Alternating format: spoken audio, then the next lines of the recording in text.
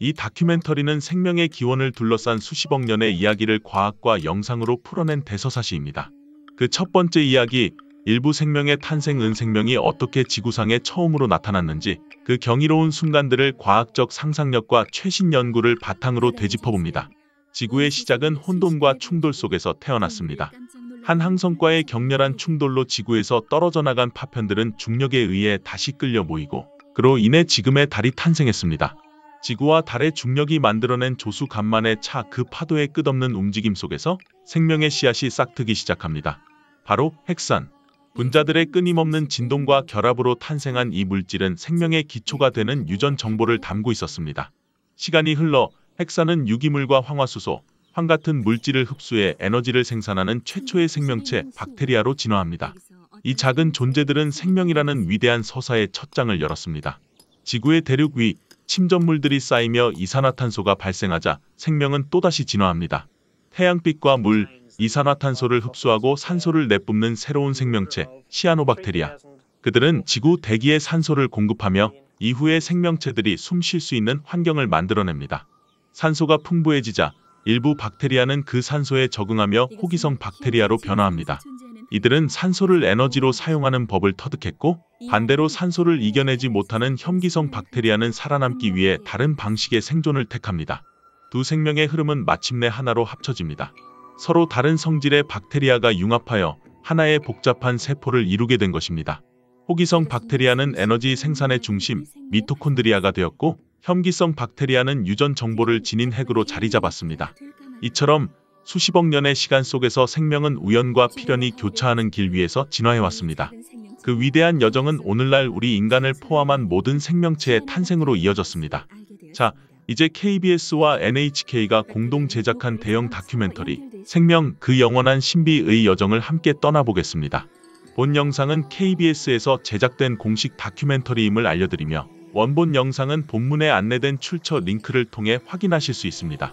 그럼 생명의 기원을 찾아 떠나는 장엄한 여정 1편을 지금 시작합니다.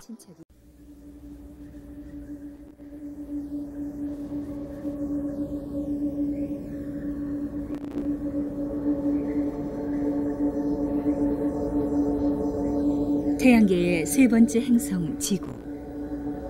지구상에는 3천만 종의 식물과 동물이 살고 있습니다. 그들이 모두 공통적으로 가지고 있는 것이 있는데 그것은 바로 세포입니다. 우리 인간의 몸은 60조 개의 세포로 이루어져 있으며 각 세포의 크기는 1mm도 안 됩니다. 하지만 이 작은 세포 안에는 우리가 상상도 못할 세계가 숨어 있습니다. 먹고 숨쉬고 성장하는 모든 생명의 행위가 이 안에 축약되어 있습니다.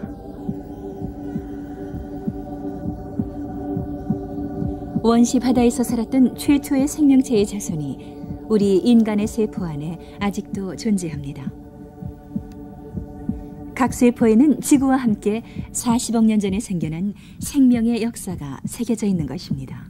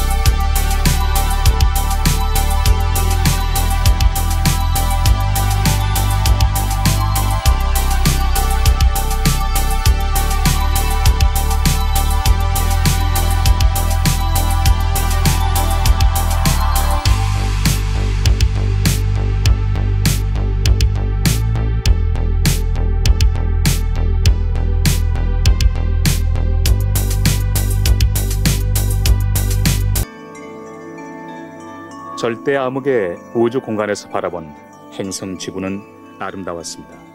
제 자신 지구상의 무한한 생명체 중에 작은 한 점에 불과하다는 사실을 깨달으며 겸손해질 수밖에 없었습니다. 최첨단 과학기술의 산물인 우주왕복선을 타고 우주 공간을 비행하면서 지구의 생명체에 대해 더 배우고 싶은 강한 열망을 느꼈습니다.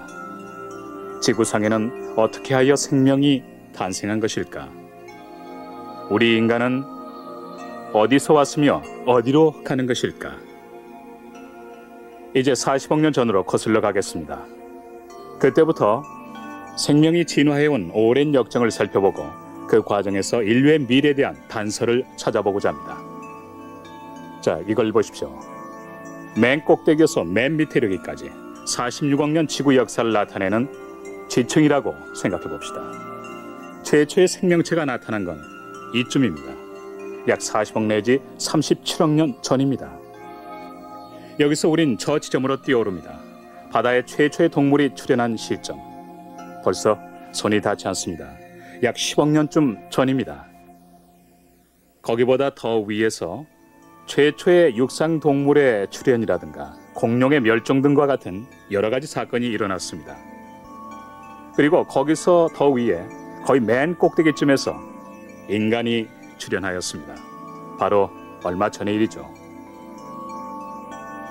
시리즈 첫 번째인 오늘은 최초의 생명체가 생겨난 여기부터 비어있는 이 시기를 다루고자 합니다.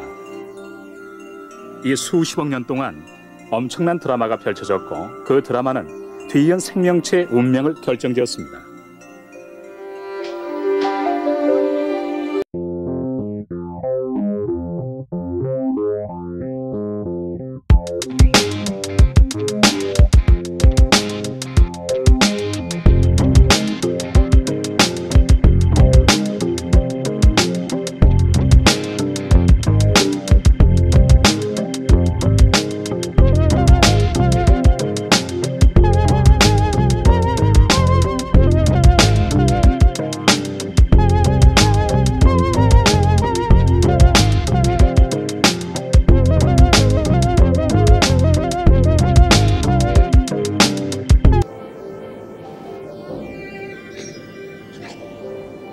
우리는 여기서 최초의 생명체에 대한 단서를 찾아 나섰습니다.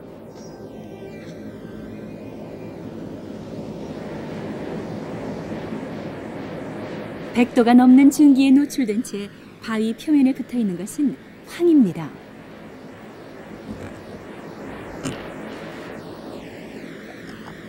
생명체가 처음 등장했을 때 지구는 이렇게 황과 황화수소를 내뿜는 곳으로 가득 차 있었다고 합니다. 이 펄펄 끓는 액체는 황화수소입니다.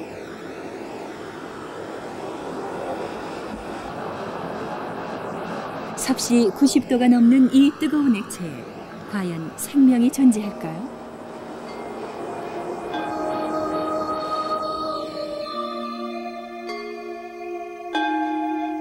작은 막대기 모양의 물체가 움직이고 있습니다. 뜨거운 유독성 황화수소에서 사는 박테리아입니다. 이 박테리아는 지구상에 최초로 나타난 생명체와 가장 유사한 생명체라고 합니다. 인간은 살 수 없는 이런 극한의 환경에서 어떻게 최초의 생명체가 생성된 것일까요?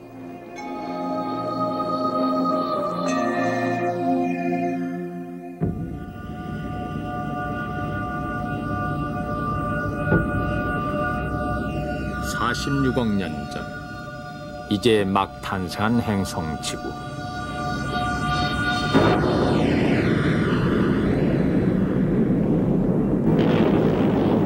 지구의 표면은 액체 마그마의 바다로 덮여 있습니다.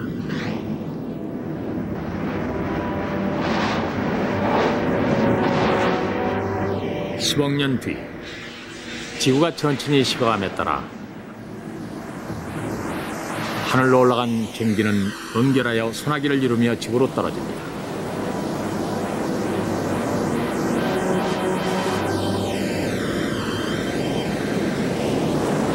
영원히 계속될 것 같아 보였던 홍수가 끝나고 원시 바다가 태어납니다.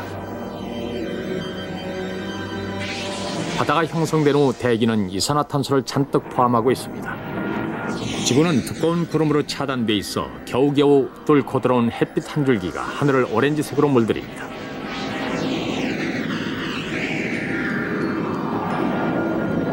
섭씨 150도가 넘는 이 열탕 바닷물 속에서 생명 창조에 필요한 요소가 쌓여갑니다.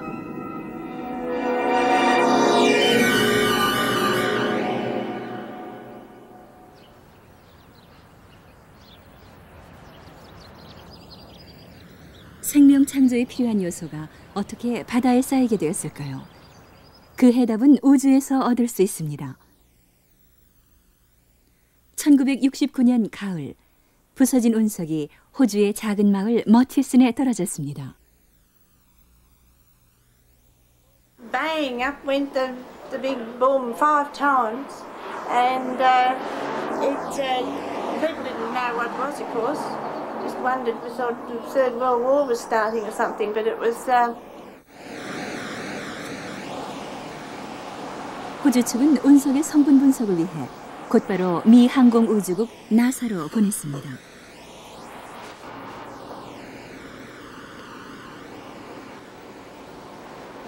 당시 나사는 달에서 가져온 바위에서 생명의 흔적을 찾으려고 노력하고 있었습니다.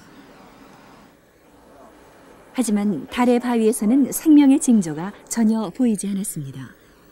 하지만 호주에 떨어진 운석을 분석해보자 아미노산을 비롯해 생명체 구성에 필요한 성분이 들어있었습니다.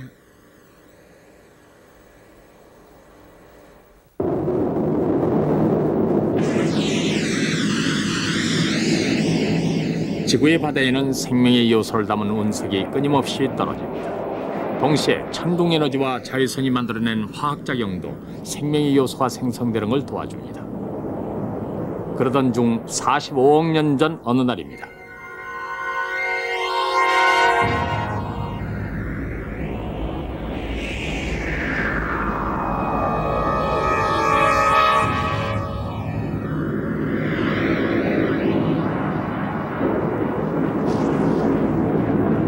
화성과 비슷한 크기의 항성이 지구와 정면 충돌합니다. 이 자이언트 임팩트, 즉 대충돌은 지구 역사상 최대 사건이었습니다. 그 충돌의 충격이 어찌나 컸던지 지구의 멘틀 한 조각이 부서지면서 우주 공간으로 떨어져 나갑니다.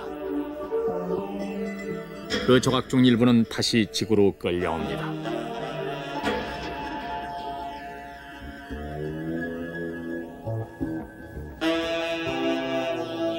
저 멀리 우주 공간으로 흩어져 나간 여러 조각이 상호 인력에 의해 끌려와 새로운 위성을 형성했고 그 위성은 지구 주위를 돌게 됩니다. 이렇게 하여 달이 탄생합니다.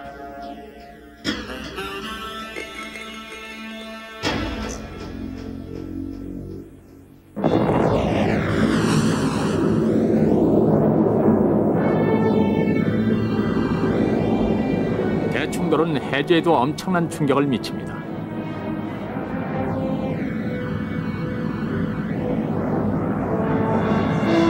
해저에는 지구 중심으로부터 나오는 여러 가지 원소를 내뿜는 일종의 굴뚝이 여러 개 형성되어 있습니다.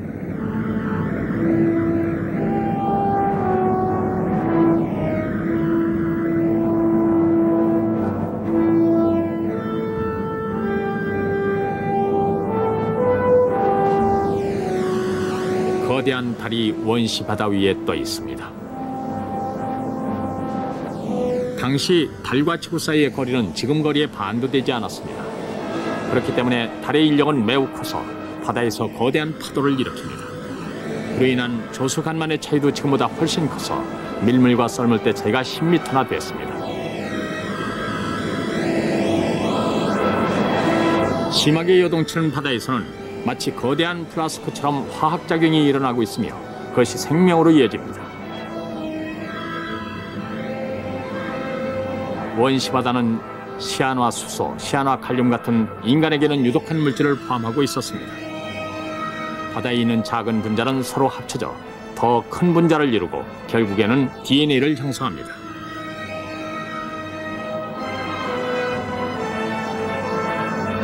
이렇게 하여 생명 창조에 필요한 재료는 준비가 됐습니다.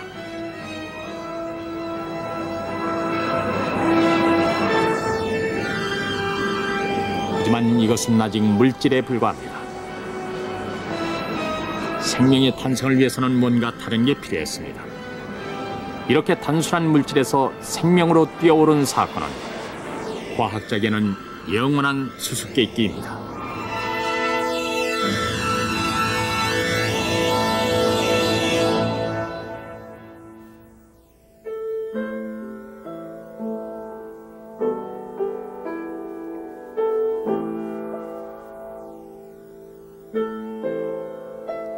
데이브 디모 박사도 이 해답을 찾기 위해 애쓰고 있습니다.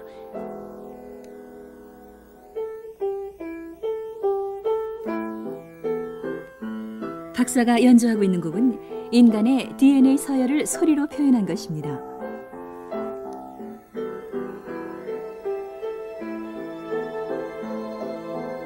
DNA는 시아나칼륨으로부터 만들어진 긴 핵산 가닥입니다. DNA의 서열은 놀라울 정도로 조화를 이루어 음악으로도 손색이 없습니다. 이 DNA는 어디서 어떻게 만들어진 것일까요?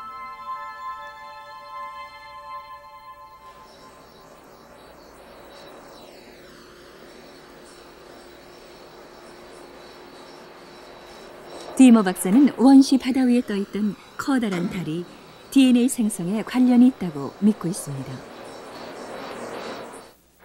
어쩌면 달이 파도를 일으켜 해변의 웅덩이를 형성하여 웅덩이가 마르면서 농축 과정을 거쳤을지 모릅니다. 그러니까 아마도 달이 중요한 역할을 했을지 모릅니다.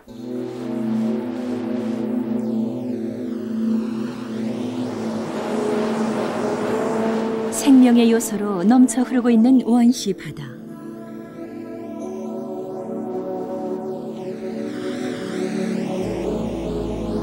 밀려오는 파도가 바위에 부딪히면서 수많은 작은 기포를 만들어내고 있습니다. 원시 바다의 기포는 사라지지 않고 바위에 붙습니다.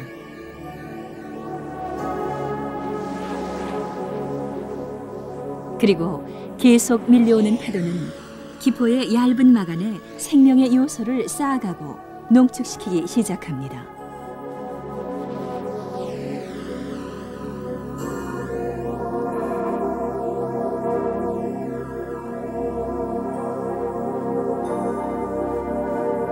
디머 박사는 원시 바다에서 생겼던 작은 기포를 다시 만들고 있습니다.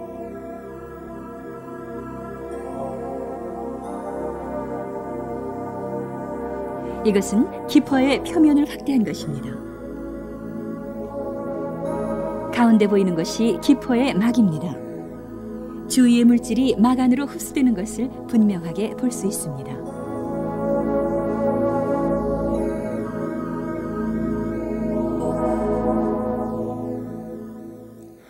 어떻게 보면은 이것은 작은 방 같지 않습니까? 이렇게 막에 둘러싸여 있지 않으면 이 작은 분자들은 뿔뿔이 흩어져 버리고 매우 묽어져서 서로 반응할 수가 없을 것입니다. 그러나 작은 방 같은 이 세계 속에서는 모든 것이 같은 공간 안에 갇혀 서로 반응을 합니다.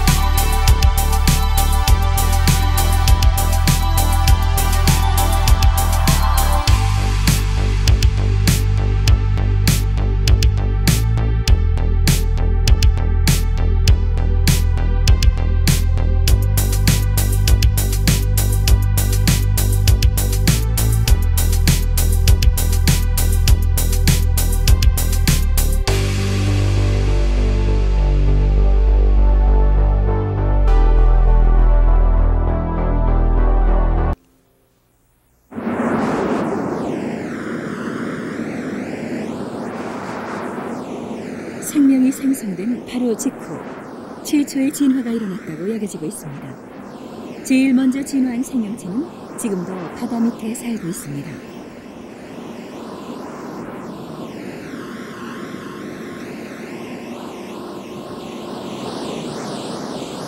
(1990년) 멕시코 해안에서 800km 떨어진 이곳 바다 밑에서 화산 폭발이 있었습니다.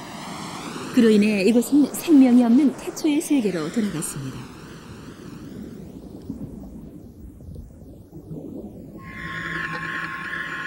화산 폭발이 있은 직후부터 과학자들은 이곳을 주의 깊게 관찰하고 있습니다.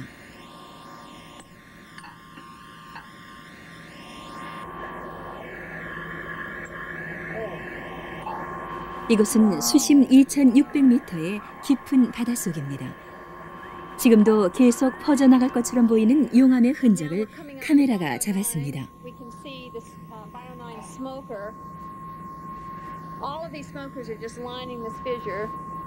검은 연기를 내뿜고 있는 굴뚝이 보입니다. 검은 연기에는 많은 양의 황화수소가 포함되어 있습니다.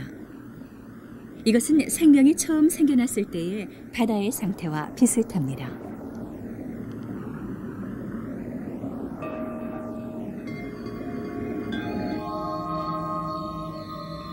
일주일 전에 놓아두었던 판자가 떠올랐습니다.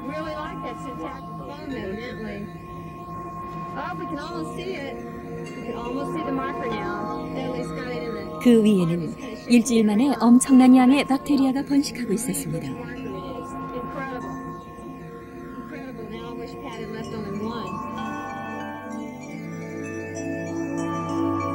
생명이 없는 세계처럼 보이던 깊은 바다는 실제로는 박테리아로 가득 차 있었던 것입니다. 박테리아의 번식력은 과학자들의 예상을 훨씬 넘어섰습니다. 자세히 조사해보니 박테리아는 황화수소에 살고 있었습니다.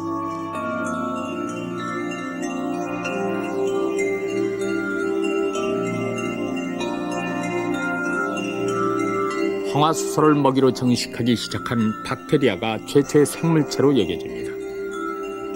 최초의 생명체는 단지 주변의 유기물을 흡수하였습니다. 하지만 이 박테리아는 유기물뿐 아니라 황화수소와 황도 흡수했고 많은 양의 에너지를 만들어내는 데 성공하였습니다.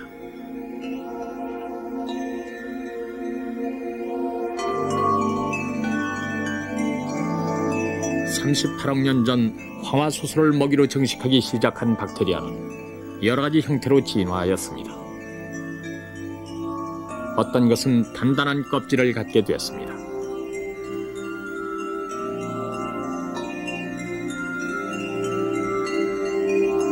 또 어떤 것은 부드러운 막을 가지게 되었습니다. 이들 박테리아가 우리의 원시 조상입니다. 생명을 창조한 것은 제가 우주에서 본 아름다운 푸른색 지구가 아니었습니다.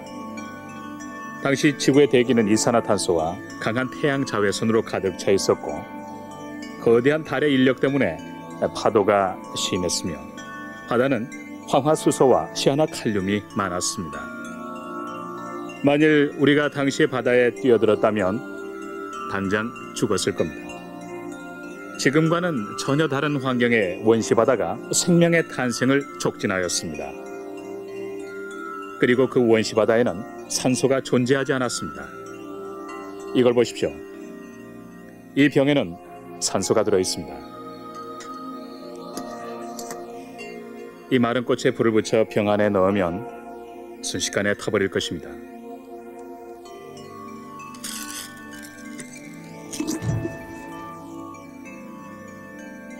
보시다시피 산소는 연소성이 높고 위험한 기체로 물질을 순식간에 분해버립니다. 산소는 최초의 생명체에게는 매우 유독한 기체였습니다. 하지만 지금 우리 몸을 구성하고 있는 세포는 산소가 있어야 살 수 있습니다. 처음에는 유독했던 기체가 이제는 없어서는 안 될 기체가 되었습니다. 어떻게 그런 정반대 현상이 일어나게 되었을까요?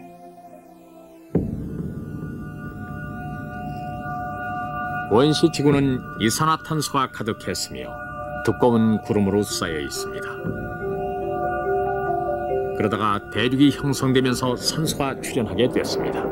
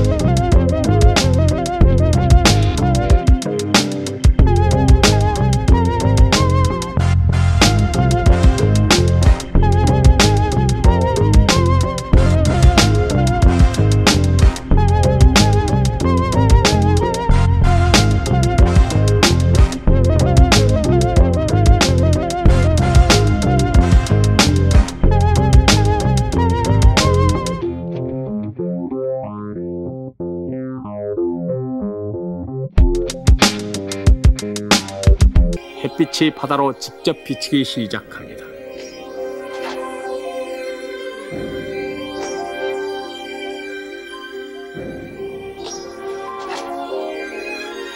이 같은 환경 변화가 생명을 자극하는 데 있어 중요한 역할을 했음이 후에 밝혀집니다.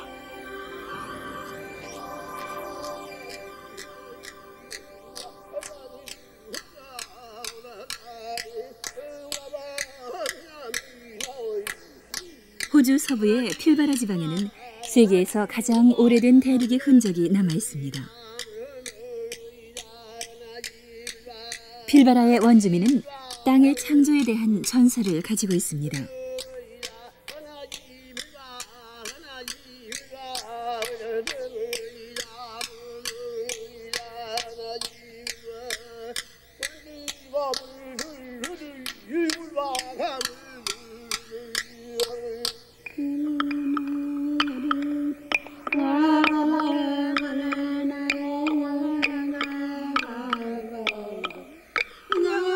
또 다른 전설은 온 세상을 순식간에 밝히고 동물을 깜짝 놀라게 한 불꽃에 관해 얘기합니다.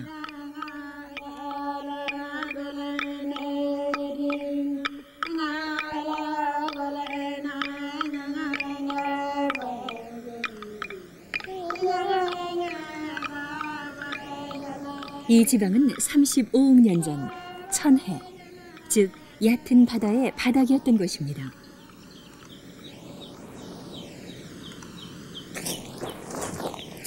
(1992년 10월) 여기서 어떤 생물체의 화석이 발견됐습니다.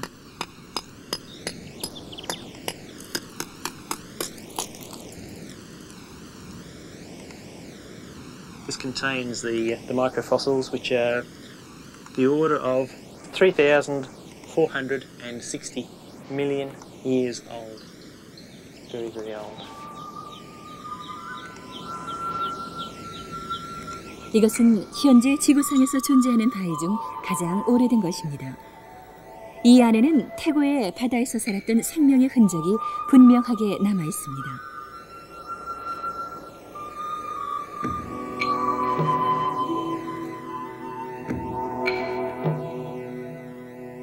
이것은 35억 년이나 된 미생물의 화석이었습니다. 크기는 100분의 1mm가 될까 말까 합니다. 주변의 바위를 분석해보니 이 작은 생명체는 광합성을 하고 산소를 내놓는 시아노박테리아라는 것을 알게 되었습니다. 박테리아는 목걸이처럼 서로 연결되어 있습니다.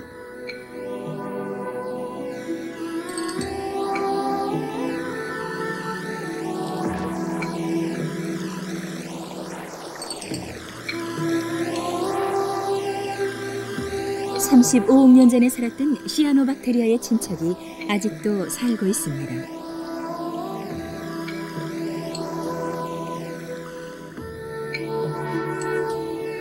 시아노박테리아는 태양빛을 이용해 물과 이산화탄소로부터 식량을 자체 생산하는 혁신적인 방법을 고안해내었습니다.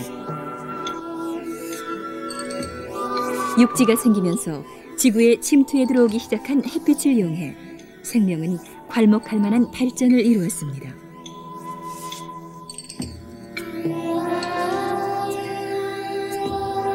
시아노박테리아의 표면을 확대해 보면 줄지어 있는 분자를 볼 수 있습니다. 이것은 햇빛을 붙잡아 에너지로 바꾸는 일종의 안테나입니다.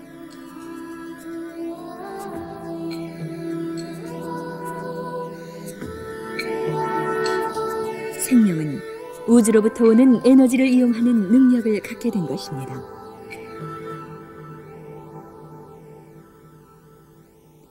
약 27억 년 전 대륙 사이의 틈 사이에 내해가 형성됐습니다. 그 바다가 지금은 호주 서부의 땅이 되었습니다. 산기슭에 지층이 드러난 곳을 보면 검은 흙층이 끝없이 뻗어 있습니다.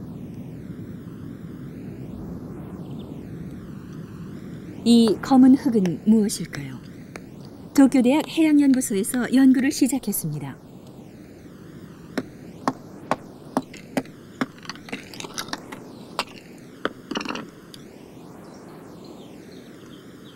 そうですね、本当に真っ黒で、手でこすってみると手も真っ黒になっちまう。で、たくさんの有機炭素が含まれているため、むしろ炭ですね。太古の最も地球で古い石油の元で、炭素、有機炭素の塊ですね。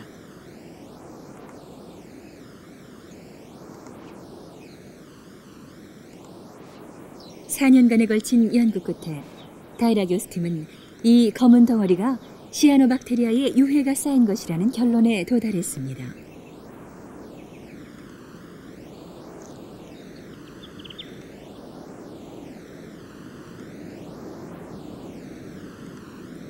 시아노박테리아 지층은 40m나 되는 높이로 쌓였습니다.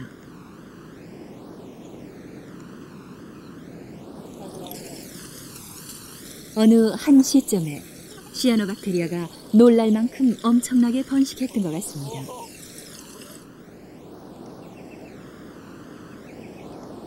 私が立ってる面っていうのは、これは昔の実はこの地層の面あるわけですけど、これは海底の面なわけですね。その海底の面はずーっと向こうに地層の広がりが見えますけれども、水平に乗ってる地層はずっとこれと同じ地層面がずーっと続いてるわけです。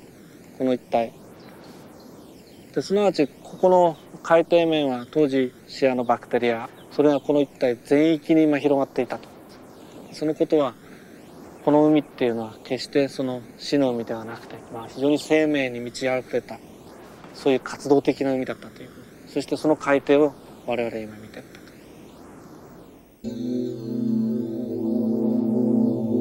27억 년 전 시아노박테리아가 증식을 하여 이곳에 있던 바다 전체를 뒤덮었던 사건은 지구상 첫 번째 인구 폭발이었던 셈입니다. 이러한 인구 폭발은 지구의 환경을 완전히 바꾸어 놓고 말았습니다.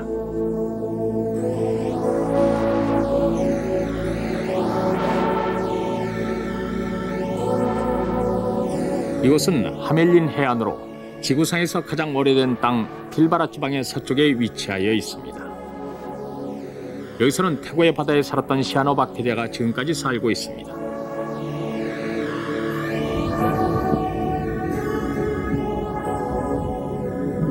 많은 양의 시아노박테리아가 바닷속 바위 표면에 살고 있습니다.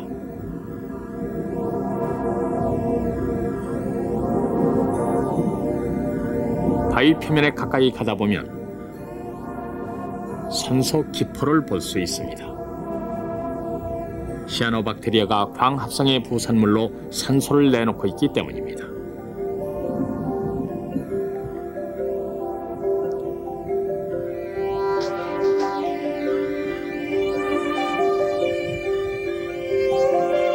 태고의 바다는 시아노박테리아가 내놓은 산소로 가득 차기 시작했습니다.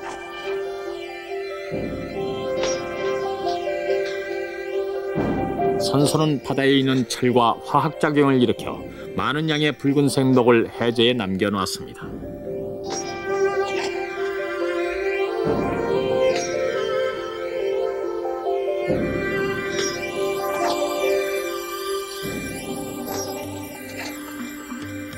길바라의 녹이 많은 붉은색 흙은 산화된 철이 해저에 쌓인 데서 연유합니다. 현재 지구상에 존재하는 철 침전물의 대부분은 시아노박테리아가 만들어낸 산소가 철과 합쳐져 바닷바닥에 가라앉아 형성된 것입니다.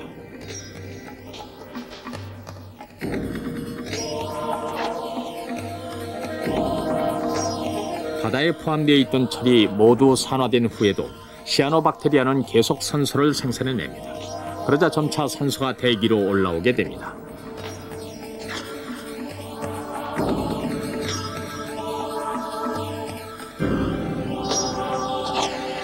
천천히 확장되어가는 대륙과 산소를 생산해내는 시아노박테리아. 이 두 가지 요인이 합쳐져서 오렌지빛의 지구를 청록색의 지구로 바꾸어 놓기 시작합니다.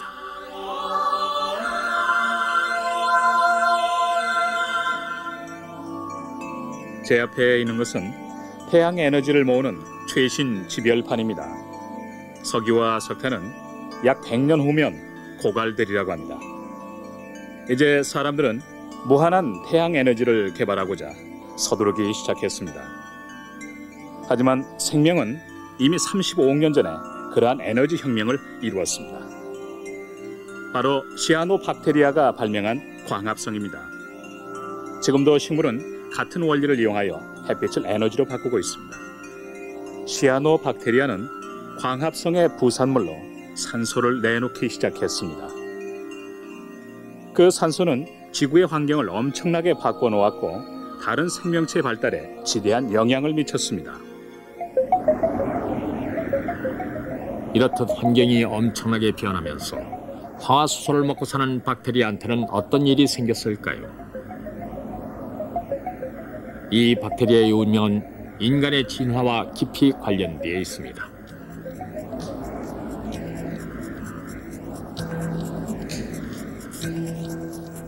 시아노박테리아의 출현은 황화수소로 차있던 바다를 산소가 풍부한 바다로 바꾸어 놓았습니다. 황화수소에 사는 박테리아에게 산소는 극히 유해한 기체였습니다. 여기 움직이는 검은 것이 황화수소를 먹고 사는 박테리아입니다.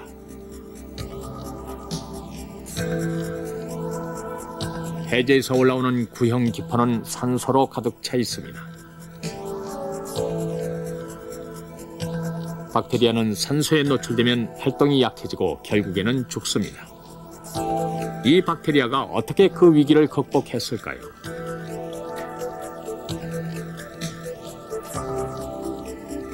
부드러운 막을 가지고 있는 박테리아는 가능한 한 산소를 피하는 방어 전략을 세웠습니다.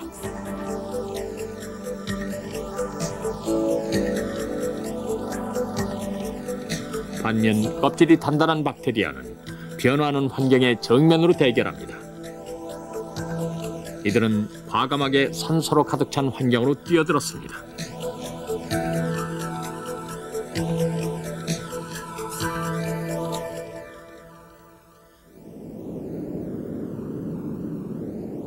지중해로 뻗어있는 삼각주. 이곳 주민은 이곳 모양을 따서 황소뿔이라고 부릅니다. 강에서 들어온 하수가 이 지역으로 흘러들어오기 때문에 박테리아가 왕성하게 번식하고 있습니다. 이 질척한 곳에서 태고의 바다에 살았던 미생물이 지금까지 살고 있습니다. 이 삼각주 지역의 지표에는 시아노박테리아가 살고 있습니다.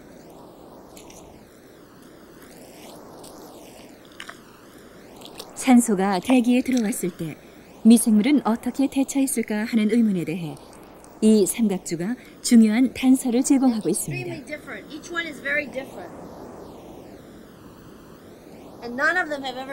세계적으로 저명한 린 마걸리스 박사는 박테리아의 진화를 추적해내면 모든 생명체에게 공통된 원리를 찾아낼 수 있다고 믿고 있습니다.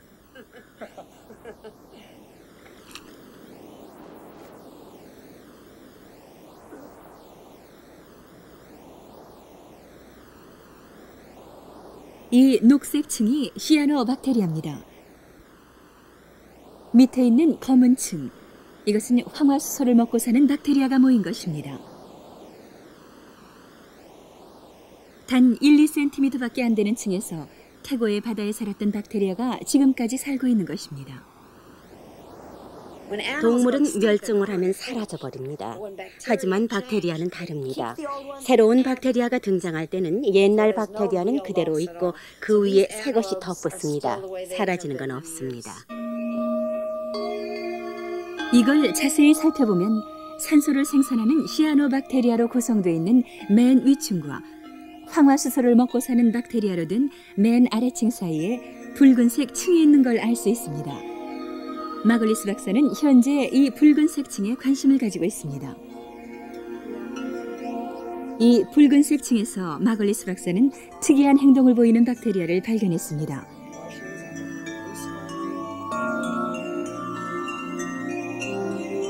화면 가운데 보이는 긴 녹색이 시아노박테리아입니다.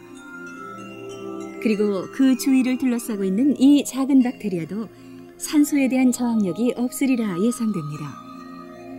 하지만 산소에 노출되면 죽는 이 박테리아가 산소가 나오는 근원 지점으로 다가가고 있습니다. 마글리스 박사는 태고의 바다에서도 비슷한 일이 일어났다고 믿고 있습니다. 흰 개미 동산은 무엇으로 만들어졌습니까? 그것은 흰 개미가 내놓는 배설물로 만들어져 있습니다. 그와 비슷하게 산소는 반응력이 높은 기체이므로 산소를 만들어낸 박테리아가 산소를 쓸 수 있는 방법을 개발해낸 것이죠. 그뿐만이 아니라 그 옆에 있던 박테리아도 산소를 사용하는 방법을 개발합니다. 이유는 유기물을 산소와 함께 연소를 하면 더 많은 에너지가 나오기 때문입니다. 불을 보면 알 수가 있어요. 불이 계속 타오르려면 산소가 있어야만 합니다. 그러니까 폐기물을 재활용하여 필수품으로 만든 겁니다. 산소가 풍부한 환경 속으로 용감하게 들어간 박테리아 중에서 많은 시행착오와 시련을 겪은 후 산소에 적응할 수 있는 박테리아가 진화되어 나왔습니다. 황화수소 대신에 산소를 에너지원으로 사용하면 10배나 많은 에너지를 얻을 수 있습니다. 따라서 그만큼 활동성도 좋아졌습니다.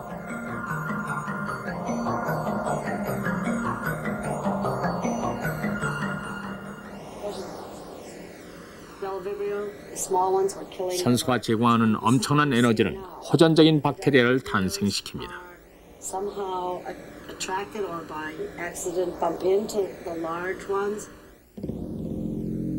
이들은 공격적으로 왔다 갔다 하면서 자신보다 몸집이 큰 유기체도 공격합니다. 막을 찍고 들어가 세포 안으로 침입하여 유전자를 먹어치웁니다. 산소가 제공하는 엄청난 에너지로 인해 이런 박테리아가 생긴 것입니다. 황화수소가 풍부한 환경에 남아있던 막이 부드러운 박테리아도 공격적이 되었습니다. 따라서 막이 부드러운 박테리아와 호기성 박테리아 사이에 치열한 경쟁 관계가 형성됩니다. 그러다가 어느 시점에 아마도 자구책에서였는지 주위에 있는 다른 박테리아와 몸을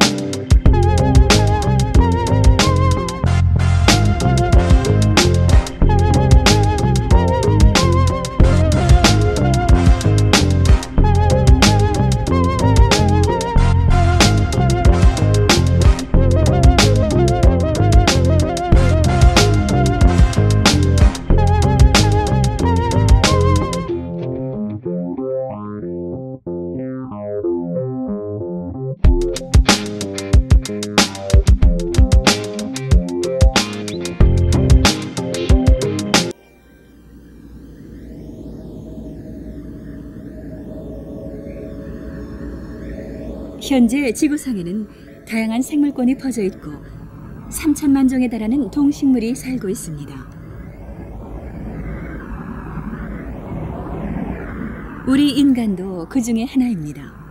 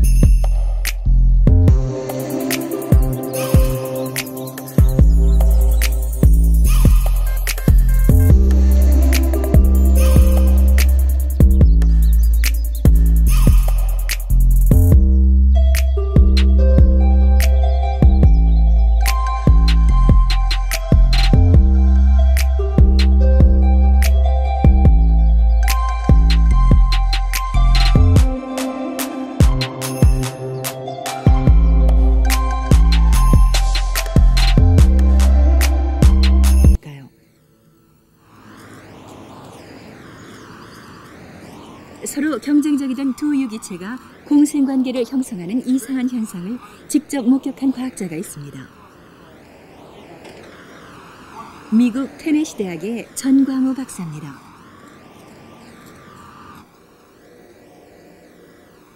이야기는 1969년에 시작됩니다.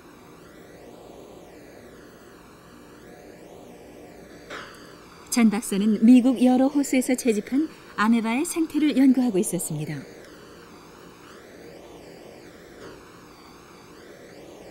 어느 날 그가 배양하고 있던 아메바 대부분이 독성이 높은 박테리아에 감염돼 죽기 시작했습니다.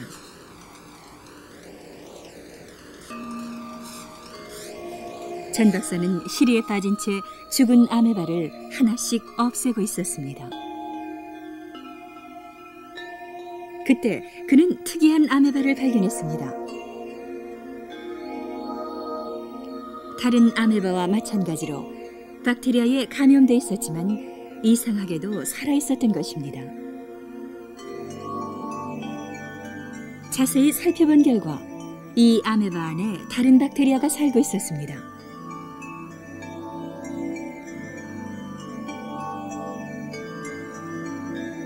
그 후에도 이 아메바는 박테리아를 가진 채 계속 살았습니다.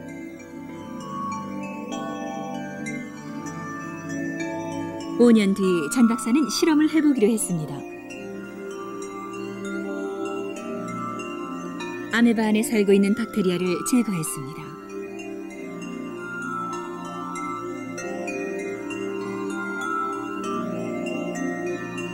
그러자 신기한 일이 일어났습니다.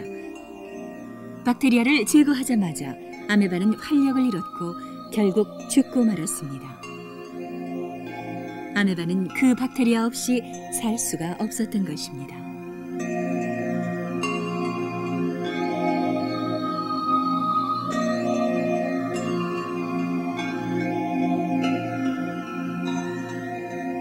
이 박테리아는 아메바에 기생합니다. 처음에 우리는 이 박테리아를 아메바 밖에서 배양하려고 해보았지만 실패하였습니다. 그 박테리아는 아메바 안에서만 삽니다. 아메바한테서 뭔가를 받아서 사는 게 틀림없습니다. 우린 그게 무엇인지 알아내기 위해 노력하고 있습니다. 우린 그동안 아메바가 두세 가지 단백질을 만들어내고 그것을 박테리아가 사용한다는 사실을 알아냈습니다. 일종의 주고받는 관계입니다. 전 박사가 본 것과 비슷한 현상이 원시 바다에서도 일어난 것으로 여겨집니다. 20억 년 전 어느 날 핵을 가진 박테리아가 대항하여 싸우던 호기성 박테리아를 삼킵니다. 그리하여 박테리아의 공생관계가 형성됐고 이것이 우리 몸을 구성하는 세포의 시작입니다. 이 세포는 두 개의 박테리아가 합쳐지고 난 직후의 상태와 비슷합니다. 가운데는 호기성 박테리아의 자손인 미토콘드리아에게 둘러싸인 핵이 있습니다.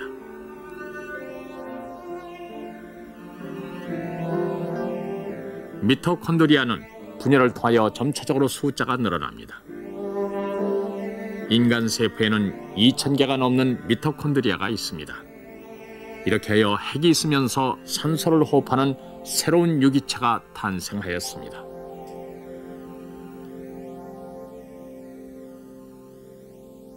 박테리아를 제외하고 지구상에 있는 모든 생물체는 공생 창조 관계의 생산물입니다.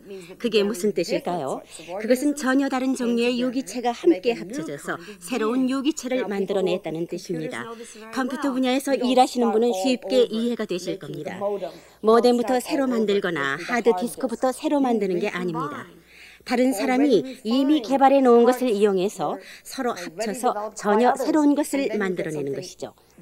사람들은 그것을 종종 상조작용이라고 부릅니다. 전혀 다른 종류의 부품을 가져다 새로운 것을 만들어내는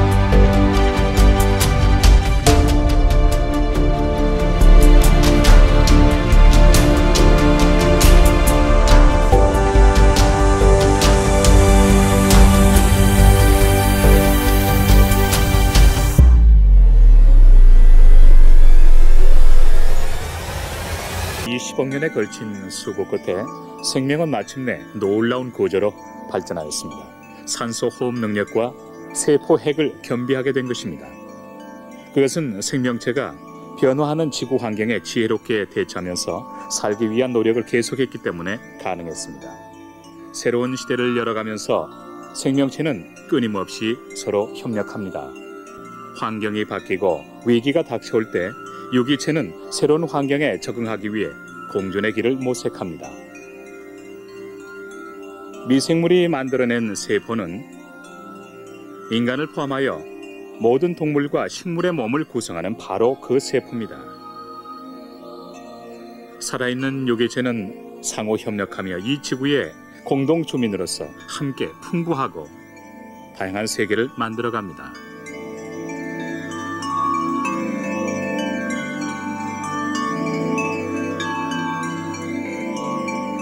우주 왕복선을 타고 크기가 1mm도 되지 않는 작은 세포를 연구하였습니다.